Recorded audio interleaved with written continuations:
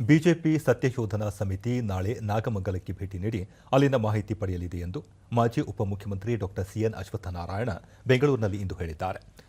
ತಮ್ಮ ನೇತೃತ್ವದಲ್ಲಿ ಮಾಜಿ ಸಚಿವರಾದ ಬೈರತಿ ಬಸವರಾಜ್, ಕೆಸಿ ನಾರಾಯಣಗೌಡ, ರಾಜ್ಯ ಬಿಜೆಪಿ ಕಾರ್ಯದರ್ಶಿ ಲಕ್ಷ್ಮೀ ಅಶ್ವಿನ್ ಗೌಡ, ನಿವೃತ್ತ ಐಪಿಎಸ್ ಅಧಿಕಾರಿ ಭಾಸ್ಕರ್ ರಾವ್ ಅವರುಗಳನ್ನು ಒಳಗೊಂಡ ಸಮಿತಿ ರಚಿಸಿದ್ದು, ಈ ಸಮಿತಿ ನಾಳೆ ನಾಗಮಂಗಲಕ್ಕೆ ಭೇಟಿ ನೀಡಿ ಮಾಹಿತಿ ಸಂಗ್ರಹಿಸಲಿದೆ ಎಂದರು.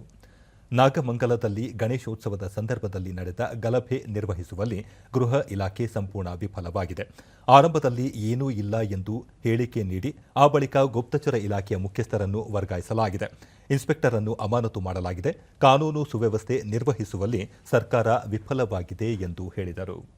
ರಾಜ್ಯದಲ್ಲಿ ಕಾಂಗ್ರೆಸ್ ಪಕ್ಷ ಅಧಿಕಾರಕ್ಕೆ ಬಂದ ನಂತರ ದಿನದಿಂದ ದಿನಕ್ಕೆ ಕಾನೂನು ಸುವ್ಯವಸ್ಥೆ ಕಾಪಾಡುವಲ್ಲಿ ಸಂಪೂರ್ಣ ವಿಫಲವಾಗಿದೆ. ಬದಲಾಗಿ ತುಷ್ಟೀಕರಣ ರಾಜಕಾರಣಕ್ಕೆ ಒತ್ತು ನೀಡುತ್ತಿದೆ ಎಂದು ತಿಳಿಸಿದ್ದಾರೆ.